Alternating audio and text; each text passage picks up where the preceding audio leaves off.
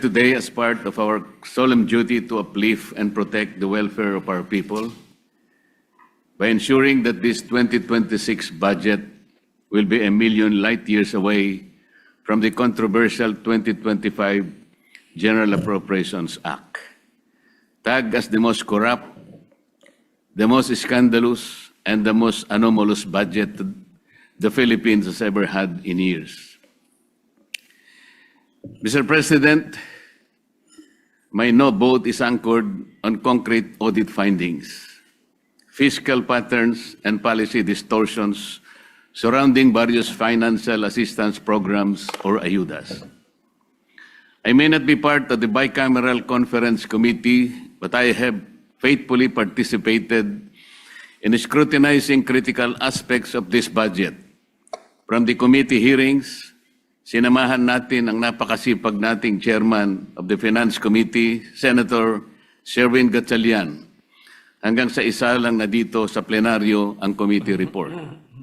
Let me be clear at the outset, Mr. President, I voted in favor of the Senate committee report. I supported our Senate version because it reflected hours of rigorous scrutiny during committee hearings and plenary debates, where we collectively tried to correct the mistakes of the past, particularly those that plagued the 2025 budget and the corrupt and rotten system that gave birth to and proceeded from it. However, come the bicameral conference committee deliberations, tila bumalik sa dating forma ang mga alokasyon na maingat nating binantayan. I commend the move of both houses in acceding to the call of the people to have a transparent and open bicameral conference, and in giving the largest allocations to education, health, and agriculture as mandated by our Constitution. Yet, despite these praiseworthy actions, it seems that we have let our guards down in deterring provisions prone to abuse and political patronage. Mr. President, I am not against helping the poor. I have always fought for them. The state has the constitutional duty to assist vulnerable sectors in pursuit of social justice.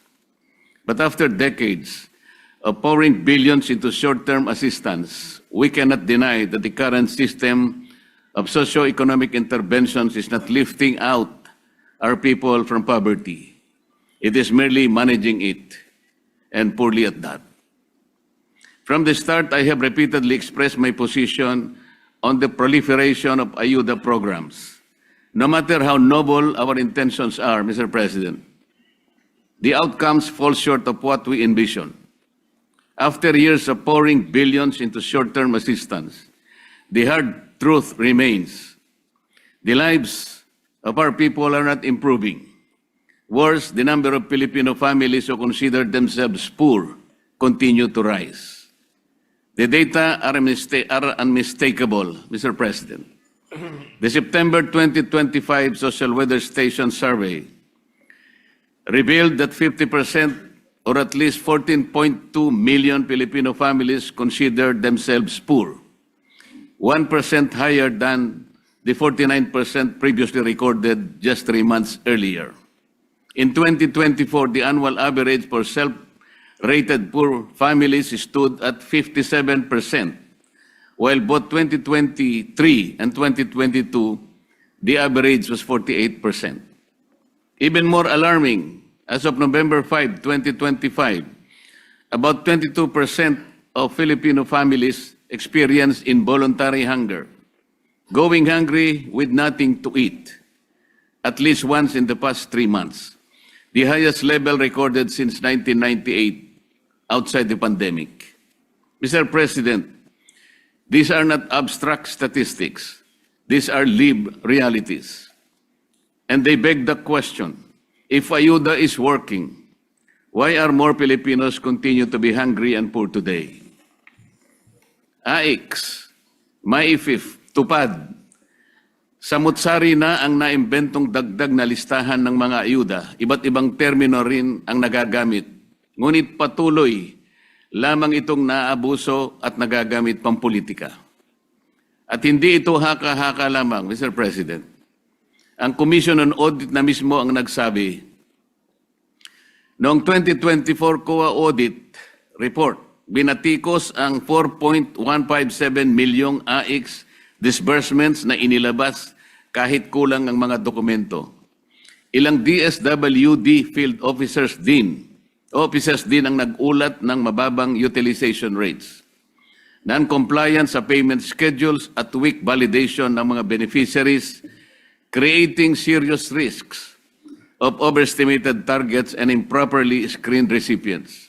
COA further reported a duplication between AIX and ACAP, allowing multiple availments by the same beneficiaries, assistance granted to above minimum wage earners and college students, repeated assistance within short periods from different offices, and the non-implementation of 168 out of 288 prior audit recommendations. Yet here we are again. The Bicameral Conference Committee has finished off with the greater budget for the AYUDA programs, including an additional 4.8 billion for AIX, bringing the total to 63.9 billion. A total of 22.44 billion for TUPAD, after the Senate has deliberately reduced it to 13.08 billion, or third reading from the House proposal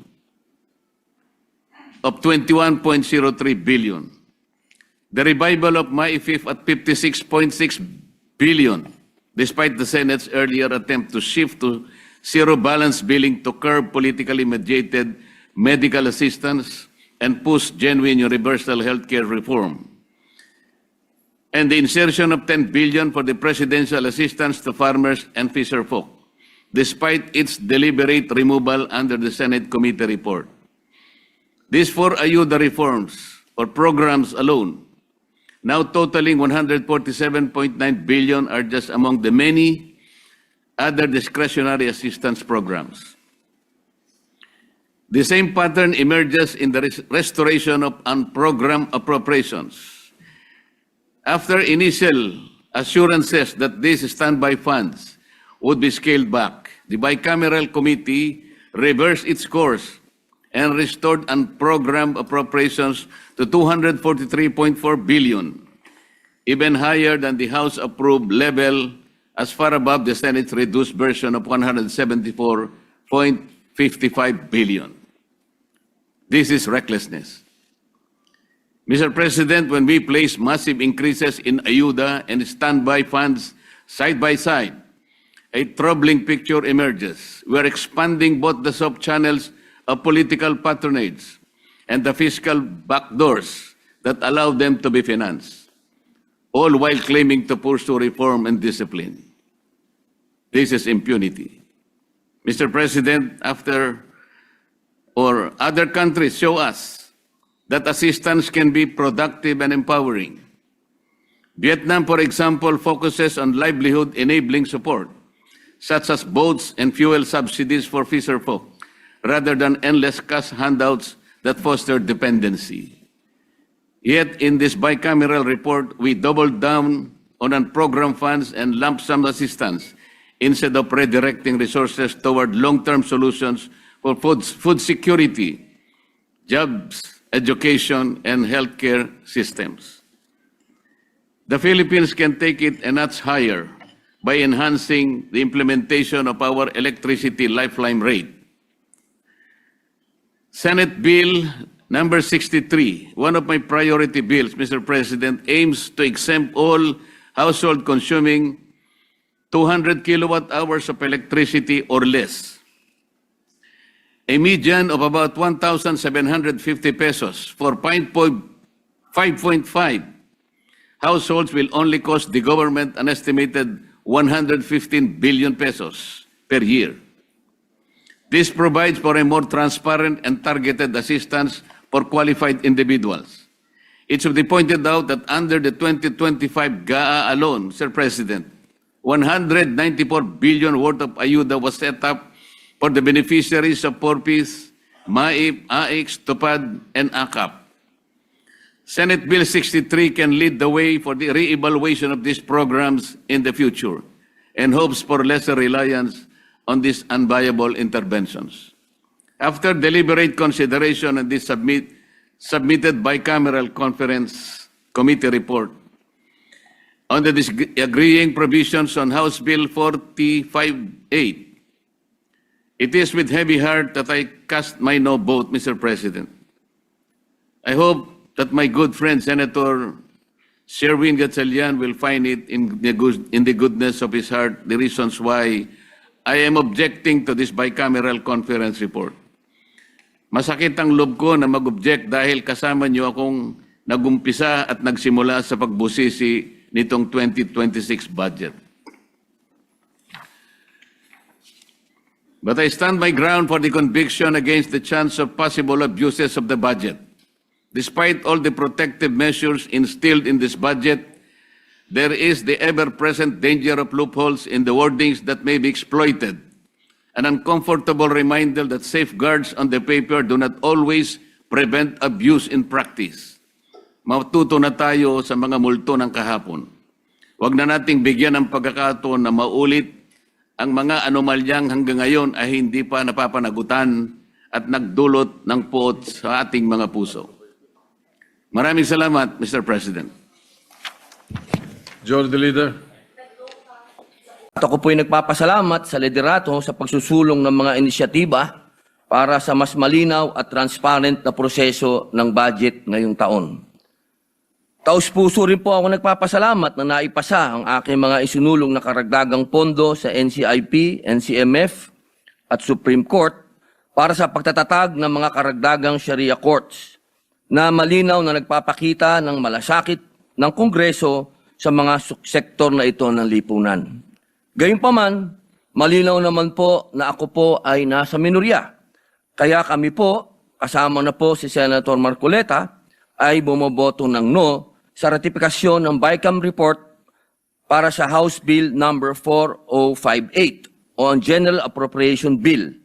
Malaki po ang paggalang at tiwala ko sa aking mga kasamaan, ngunit meron lamang po akong mga punto na nais ihayag. Una po, sa aking pong pagtantya, ay meron pa rin pong mga hindi klarong alokasyon ng pondo, lalong-lalo na po sa ayuda. At ganun din po ang pagiging Manila-centric ng budget.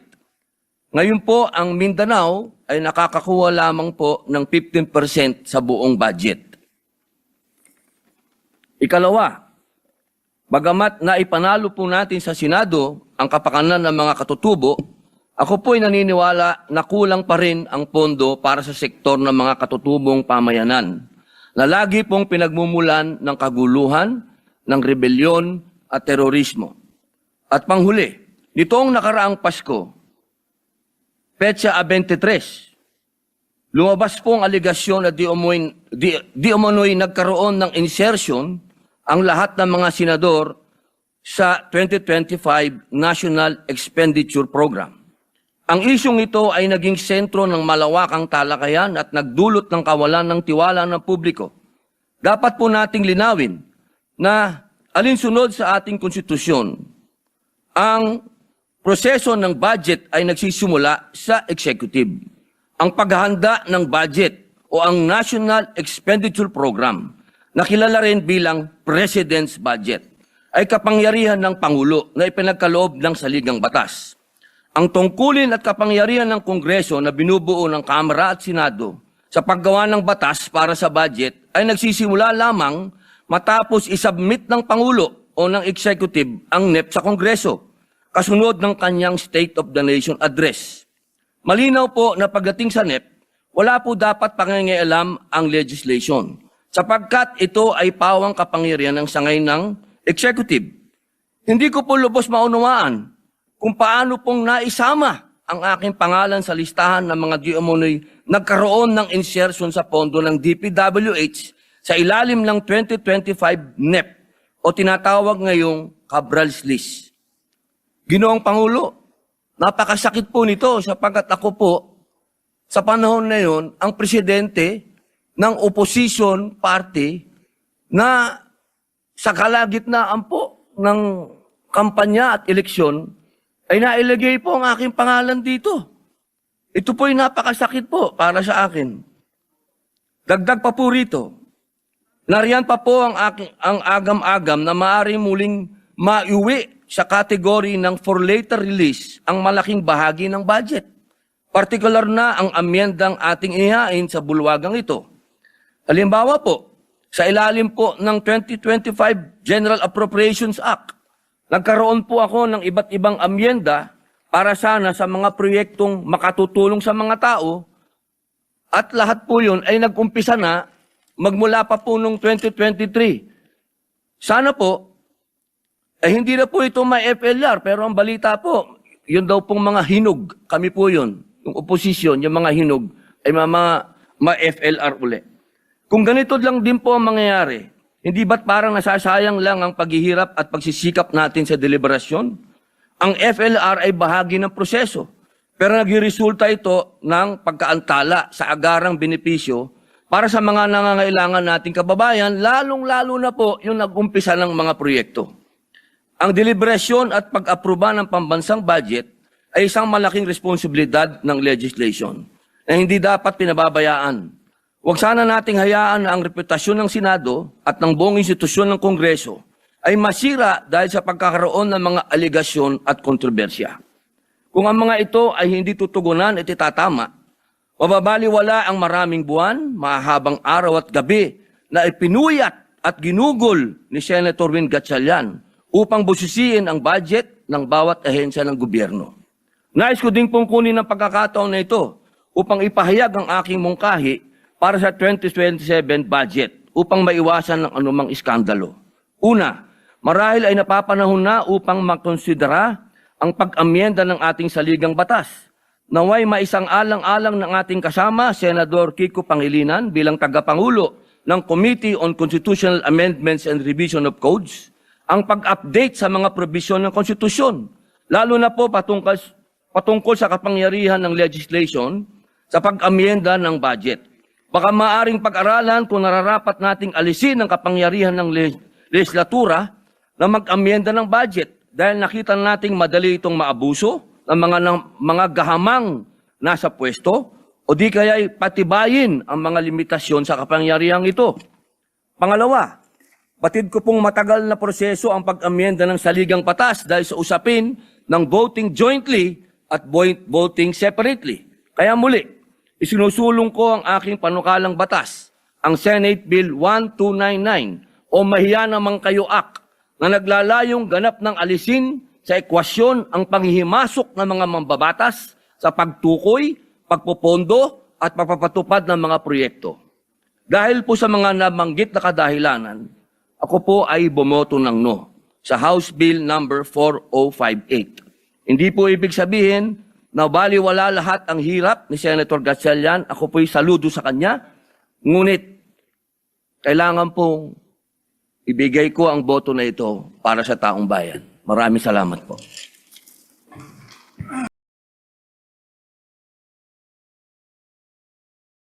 Kami ang boses ng masa, hindi natatakot. Katotohanan lang, di kami nalulunod. Walang bahid ng sismis, lahat ay totoo. Kahit sino ka pa, pag mali ka babanatan ka. Walang pinipili kulay, wala kaming kinikilingan. Basta para sa bayan, kami lalaban. Pag tama palakpakan, pag mali banatan. Di matitinag, di matatakot, para sa bayan tuloy ang sigaw. Sa harap ng kamera, walang halong takot. Mga baluktot, lahat kayo'y tutumba. Ang hustisya at totoo, yun lang ang mahalaga.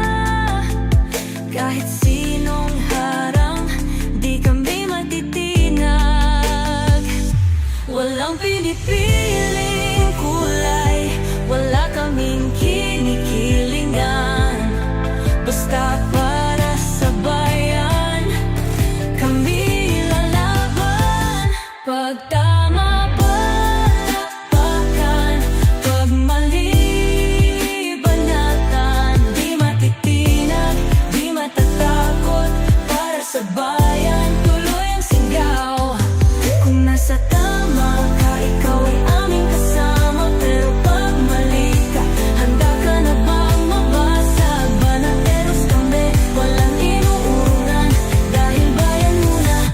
bago ang sarili.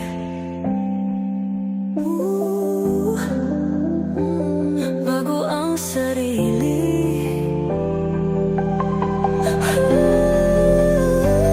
Pag tama palakpakan, pag mali banatan, banateros ang sigaw, katotohanan ang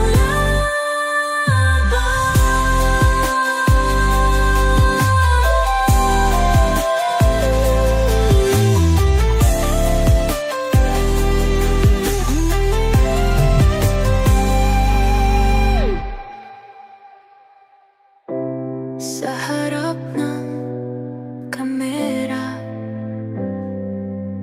walang